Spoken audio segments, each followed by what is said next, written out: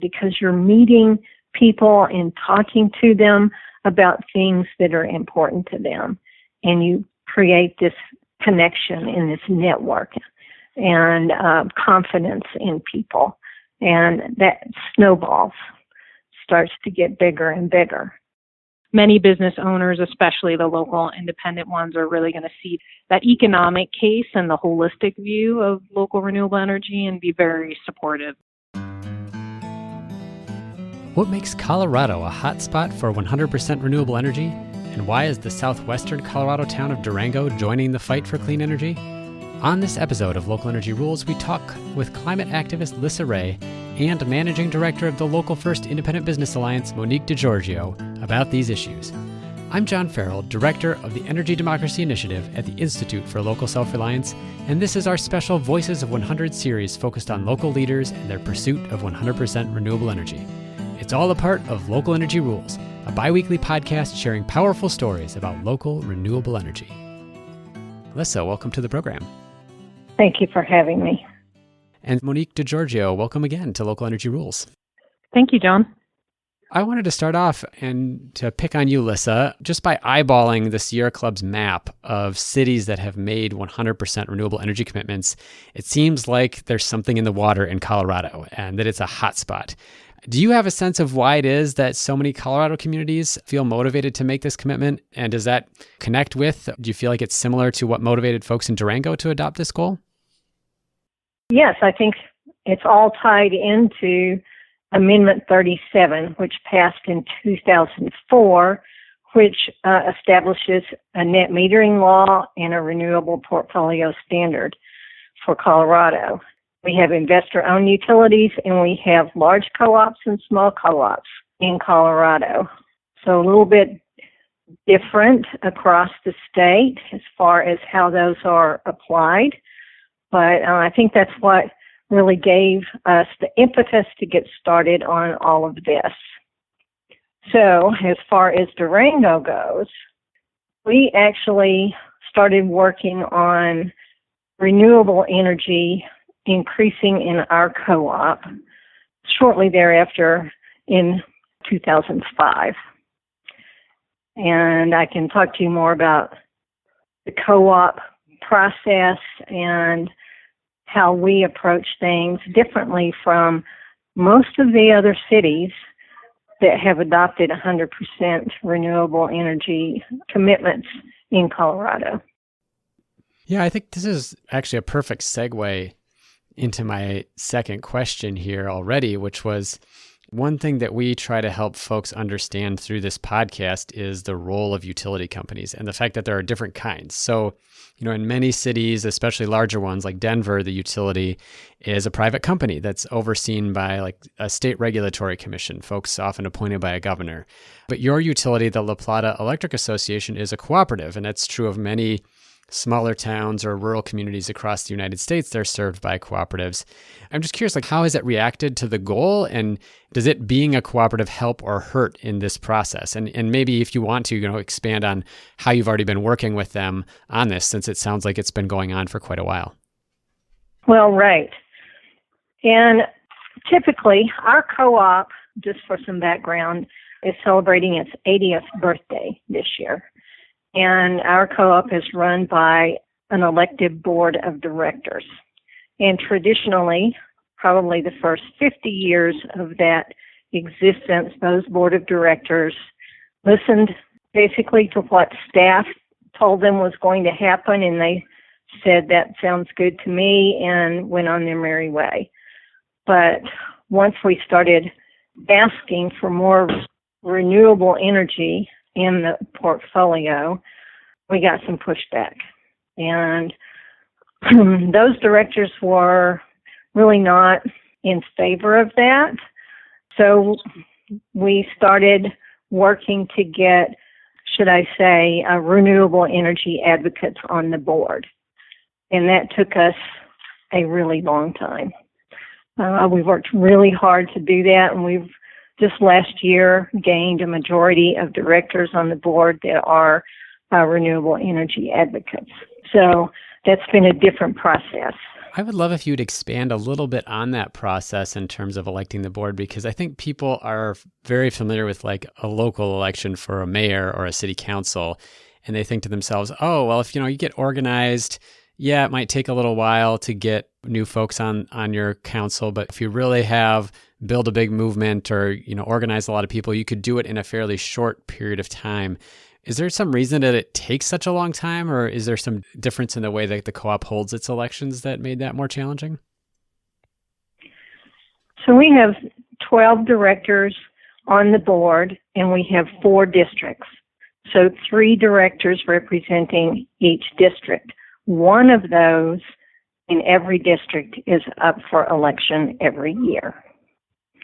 So we have an election for our board of directors every year, and they serve a 3-year term.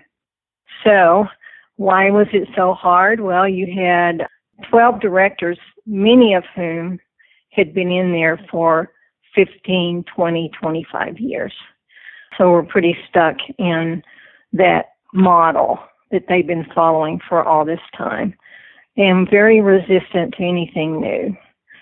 So one at a time, we started electing new directors. Eventually, we ran a panel of 4. This was in 2011. Instead of just running one director here, one director there, we ran a panel of 4 and really did a push for a platform based on getting more renewable energy to the LPA customers. And that brought more attention to it, because traditionally only about 6% of the membership votes for their director. So we had a very, very low turnout, and those familiar names keep coming up on the ballot, and people just keep voting for those familiar names. We have increased that votership up to about 25%, which we hear is probably the biggest percentage of voters in any co-op nationwide. But it's been a real struggle. I want to ask a few more questions about the co-op and kind of the process with renewables, but I want to get to you, Monique, to ask you about kind of your role in this, because one of the things I was so excited about having you as part of this conversation is that a lot of the folks who are involved in these 100% efforts around the country are either, maybe it's an elected official who's kind of already turned on to the issue, maybe it was a climate activist like Lissa, but you kind of come at this from a different approach. You're a leader in the Local First organization. Could you explain a little bit about what Local First is, and then how that brings you to this conversation about renewable energy? Yeah, Local First is a pretty unique nonprofit. We're a business trade association, but we're still a nonprofit, and we're the voice of the local independent business community here in La Plata County, the remote southwest corner of Durango, Colorado, and we represent more than 270 local independent businesses. So we're in a unique position to really speak on behalf of local renewable energy, both from an economic standpoint and an environmental one. And that is because our mission is the triple bottom line. So our mission is to build an economy that values people, the planet, and prosperity for everyone. And that mission really underscores local self-reliance, so everything that you guys do at the Institute for Local Self-Reliance. And it really speaks to a business community that understands the importance, let's say, of local renewable energy, not only to the local economy and, employing people and the solar industry in general, but also that the carbon impacts are that second P, right? So we understand that the planetary benefits from a climate standpoint are also really important. So we brought, I think, a pretty unique perspective to the local renewable energy dialogue, and it's because really our organization is just so well poised to do so. So we were pretty excited to be working with the community and folks like Lissa to really start being a leader in local renewable energy here in Southwest Colorado. Lissa, coming back to the question on the co-op, so you've done a lot of the work has just been getting the co-op to actually care about these issues that you and Monique and others have been working on.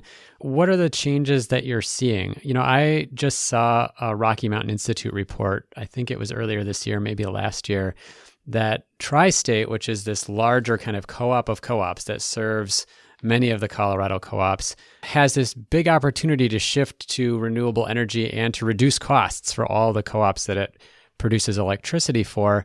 Is La Plata Electric on board with that? Are they looking to Tri-State to help kind of answer this question, or are there things they're doing at the local level? How are they being helpful around this renewable energy commitment?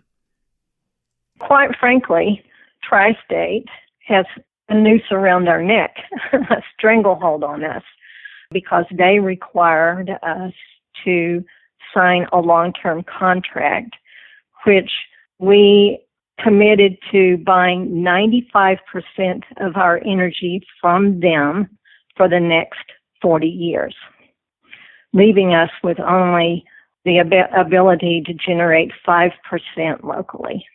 So, unfortunately, there aren't very many co-ops that are members of Tri-State, which is also a co-op, that feel that increasing the amount of renewable energy is important to their members. So Tri-State's been very difficult to work with to try to get their portfolio changed. And one of the reasons is 10 years ago, they decided to buy a coal mine. And they also started investing in the sunflower plant in Kansas to be built. So now that coal is becoming less in demand, I will say, and renewable energy is less expensive, they're in a position where they have stranded assets. That's a dilemma. Yes, it does. So has La Plata already kind of done everything it can in terms of that 5% that is left to them to generate from local resources? Kind of what's the next step? If Durango has made this commitment to 100%, is there more they can do? Because I've heard some stories of other Tri-State members that are wrestling with the same issue. Maybe not a majority of them, unfortunately, but you have the Delta Montrose Electric Cooperative, or you have Kit Carson, who have both pushed on Tri-State to do things differently. Is La Plata similarly going to look at either trying to leave Tri-State in order to have a little more freedom, or to find other ways to acquire renewable energy? A year ago, our representative to Tri-State and our CEO asked Tri-State formally to increase our amount of allowable renewable energy to 10%. That was taken to the board at Tri-State and voted on. And the board voted against that option. Said, you can come back in 2 years and ask us again. So we didn't move very far with that request. And in the meantime, our board appointed a committee to study power supply, and that included possibility of a buyout similar to what Delta Montrose and Kit Carson have already done, to buy out the contract and go with an energy broker for our energy supply, for our electricity supply.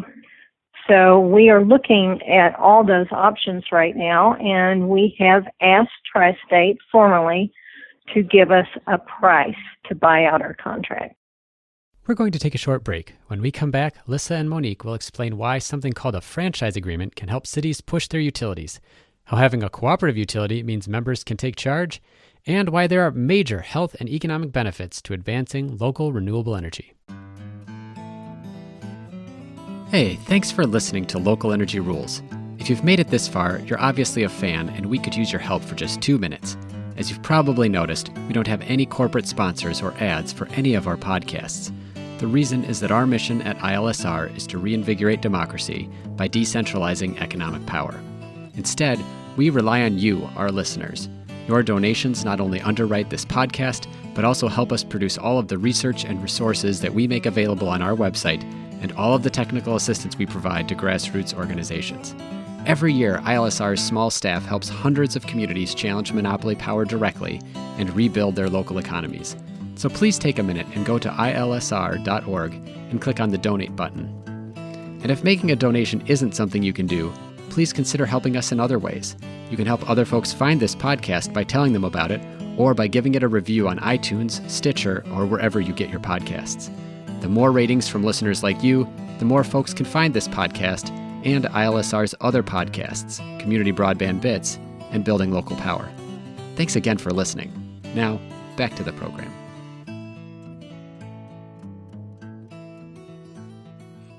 So I want to pivot a little bit here and talk a little bit more about what the city is doing itself. So obviously utilities play a really big role in these renewable energy commitments because they're the ones generating and selling the energy, but there have also been some interesting things we've seen cities do and ways that they've turned their resources toward it.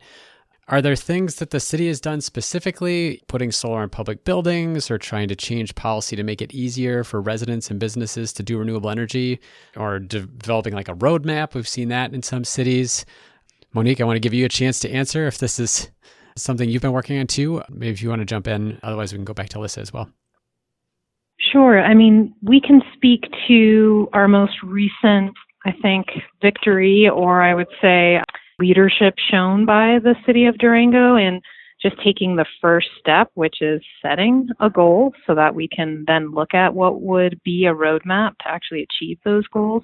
So just as a summary, to recap, the community really came out in force to ask the city of Durango to become leaders in local renewable energy. We had about 222 businesses sign on to a 100% renewable energy resolution, and then around 1,400 city residents also signed on to that resolution. And it took more than 2 years to really get the right, let's say, makeup on the city and then the leadership from the city council to finally adopt a goal. And what they did was they adopted a 100% goal around renewable energy, and it's a greenhouse gas emission reduction goal as well as a renewable electricity goal at 100%. So our next question to the city is really, how do we achieve that?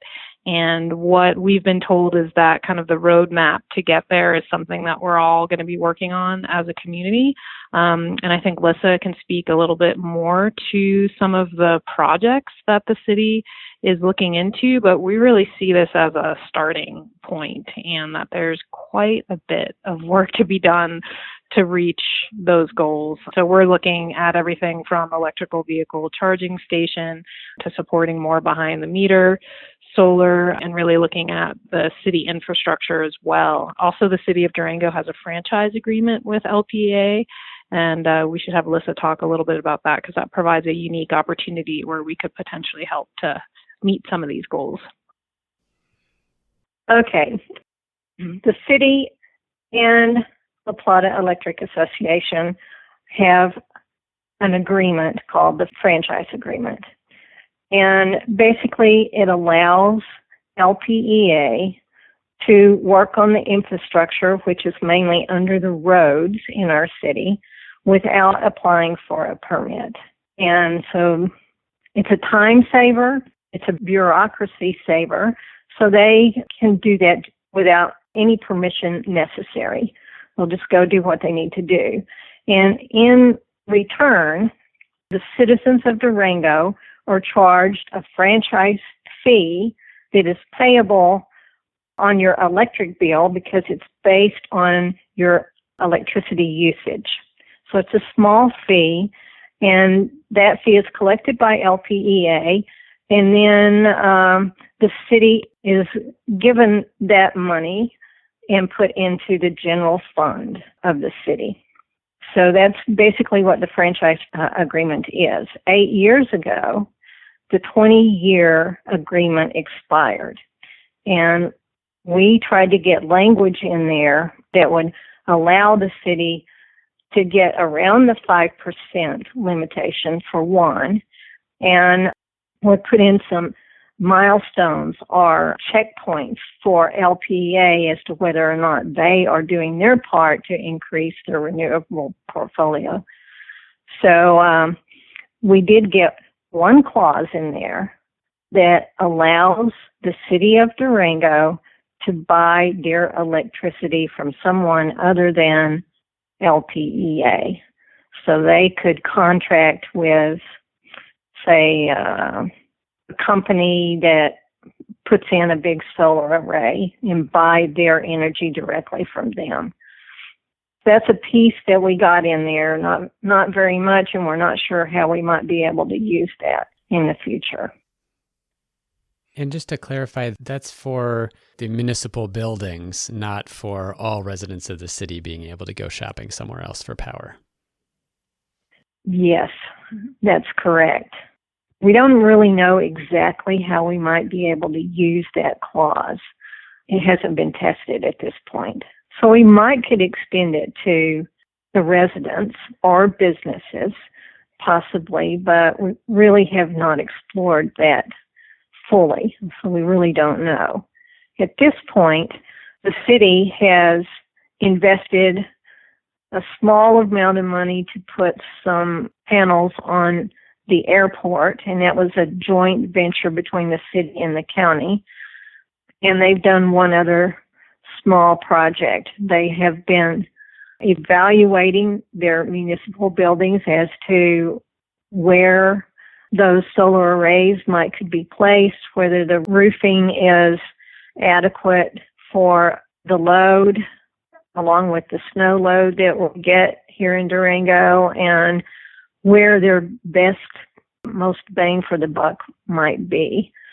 So they are in the process of doing that evaluation right now.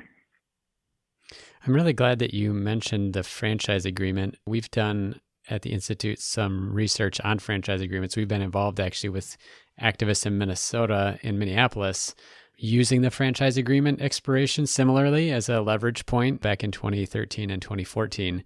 But we've also tried to document where around the country cities have these franchise agreements so folks can figure out, is this something that we can use there? So we'll have that on the show page for a podcast when that comes out. It's for folks who are interested in learning more about it. I want to pivot here a little bit and just ask, to what degree has the city or folks like you have been advocating around 100% renewable energy, been talking about how equity fits into this? In other words, like how to ensure that the benefits of shifting to 100% renewable energy, which, have climate benefits and health benefits and often financial benefits, how do those accrue to all residents, like low-income folks or Indigenous people? So Monique, do you have thoughts on that? I do. I can probably speak briefly to it and then let Lissa talk about it as well. But so one of the unique pieces of Durango, Colorado and LPA is that LPA is a member-owned nonprofit cooperative. So that means once a month, our board of directors meet and we can come as members and speak to that board on the issues that are important to us. And I think that our community really, over the last 13 years, but really over the last 2 to 3 years, we've been ramping up that dialogue with LPA and showing up every month and providing statements on the importance of local renewable energy. And we have one particular advocate who time and time again brings up the health and equity piece of the climate issue and of local renewable energy. And in the Four Corners here, we have coal-fired power plants that are really impacting our air quality and impacting the air quality of the Native people, the Navajo Nation, and others in the Four Corners. So when we think of local renewable energy, we need to realize that we're moving away from a coal-based fossil fuel economy and energy system, and that's going to have major impacts from a social equity and an environmental and health standpoint for us as a community, because really we've been choosing coal-fired power plants, and then the health implications are pretty dramatic, especially on the Navajo Nation. So there are intrinsic health and equity impacts in this shift to a new energy economy that's really solar and renewable energy based. Lissa, did you want to add any other thoughts on this? So I can add to that our electricity rates have been increasing significantly over the past 20 years, I'll say, and are projected to increase more in the future. So one of the things that we feel like would affect everyone is by the co-op buying less expensive renewable energy, which it would be less expensive, and that would at least stabilize and possibly reduce some of the cost to the entire service territory, which covers 4 cities and 2 counties, basically. So that could benefit all of the residents that use electricity from LPEA. I want to ask you one other question about kind of an equity-focused policy here, and then would love to wrap up by asking advice that you might have for other folks who are organizing in small cities across the country. My question is about a policy model called Pay As You Save. And the reason I'm asking about it is that it's a really interesting financing model that has come out of a lot of Appalachian rural electric cooperatives, where they will front the money for energy improvements on customer property, like weather sealing, insulation, even upgrades to like a air conditioner or something like that, and allow people to pay it back on their bill. And in fact, it stays connected to the bill and to the property, so that if somebody, makes a lot of improvements and then moves 3 years from now, they don't have to pay it all back themselves. And it's structured in such a way that it is accessible to folks whether or not they have a good credit score. So they're not having to borrow the money themselves. It's actually the co-op that's providing the money. And actually the co-op can access very inexpensive federal money to do this. And I'm wondering if you have had any conversations about that kind of program, if that's come up, just as it seems to me an interesting ask that folks have made in southeastern communities of their co-ops to make energy more affordable. And then it might align with some of the goals that you have, both about deploying clean energy resources as well as helping things be affordable. So LPA actually adopted an on-bill financing program about 4 years ago for its customers. And they work with a local bank in order to finance energy efficiency upgrades. Much the same as what you just stated. There's a limit, it's $7,500, I believe, that they can borrow, but then they pay that back through their electricity bill and savings, hopefully, to their electricity bill. We have had very few takers, and that could be a marketing problem. They haven't marketed that heavily, and so not enough people know about it, or maybe it just is not financially feasible for some of the people that have looked at it. I'm not sure. I'd like to just wrap up then with asking Monique, what advice would you have for folks who are working on 100% renewable energy in other communities for engaging the business community? Are there other local first organizations? Should folks seek them out? What would you suggest folks say when they reach out to business owners about these kinds of climate and energy commitments? Yeah, the first thing that communities can do is see if they have something like a local independent business alliance.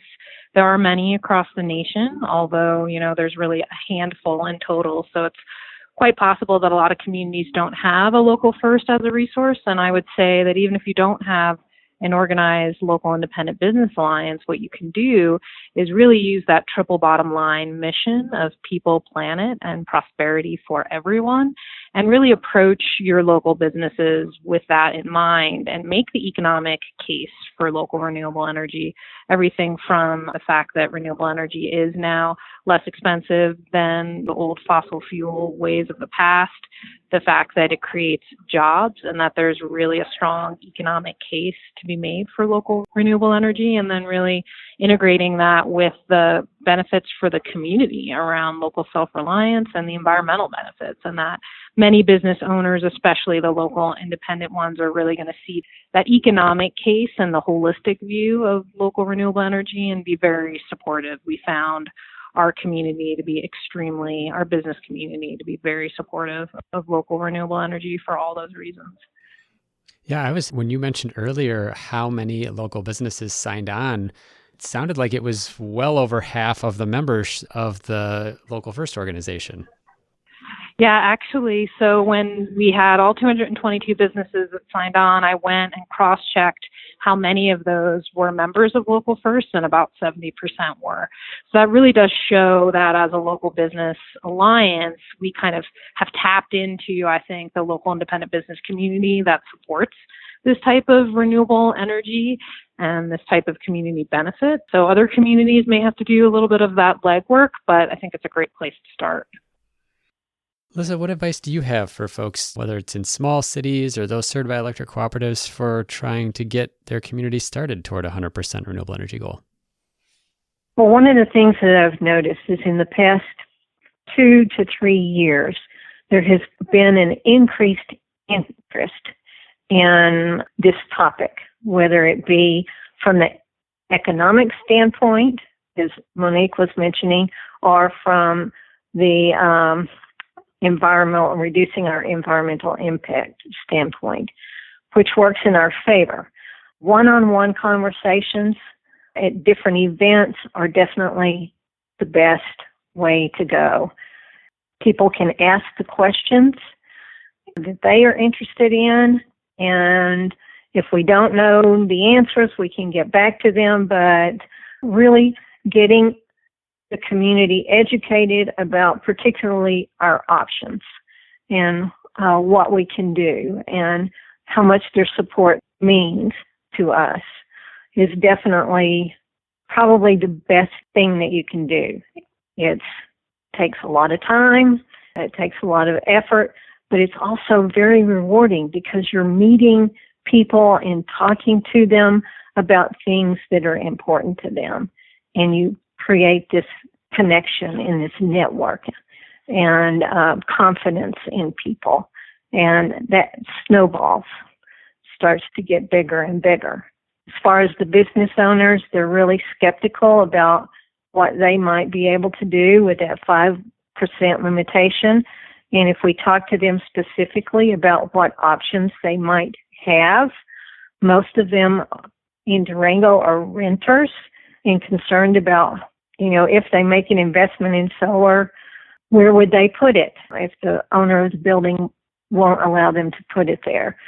So we've looked at some possibilities of programs that we could pursue in order to work with the behind-the-meter production, particularly in the business community.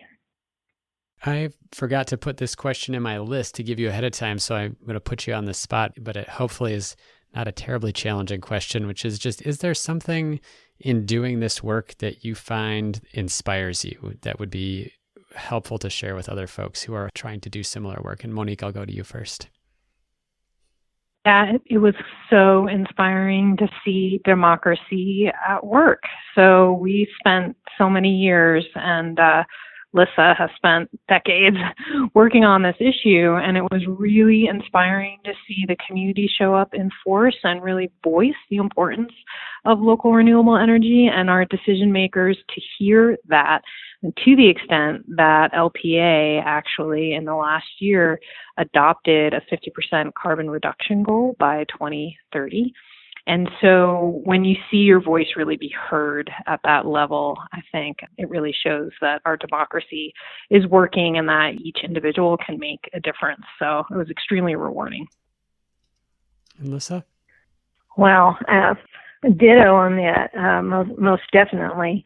I think the other thing that's inspiring to me is I am constantly looking at what other cities are doing and accomplishing, and have started networking with some of the people that are working on these campaigns in other places all across the country.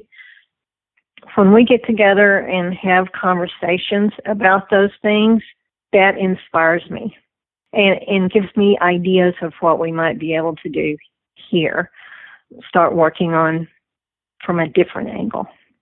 So other people and other communities inspire me.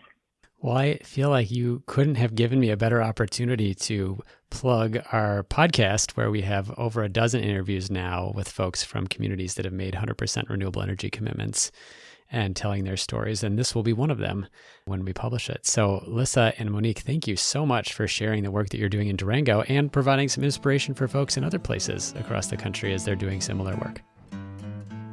Thank you so much, John. It was a pleasure to be on the show. A pleasure and an honor. Thank you very much. Thank you so much for listening to this episode of our Voices of 100% podcast series with Durango, Colorado leaders Lissa Ray and Monique DiGiorgio. Check out the show page for links to resources from our conversation about franchise agreements and pay-as-you-save financing, among other things. To learn about other cities pursuing 100% renewable energy, check out the Voices of 100% interviews, including leaders in Madison, Wisconsin, Cleveland, Ohio, or even Abita Springs, Louisiana. Also on the website of the Institute for Local Self-Reliance, you can find the entire list of 100% cities on our Community Power map and click through an interactive Community Power toolkit for stories on how cities have advanced toward their goal. Tune back into Local Energy Rules every 2 weeks to hear more powerful stories of communities taking on concentrated power to transform the energy system. Until next time, keep your energy local, and thanks for listening.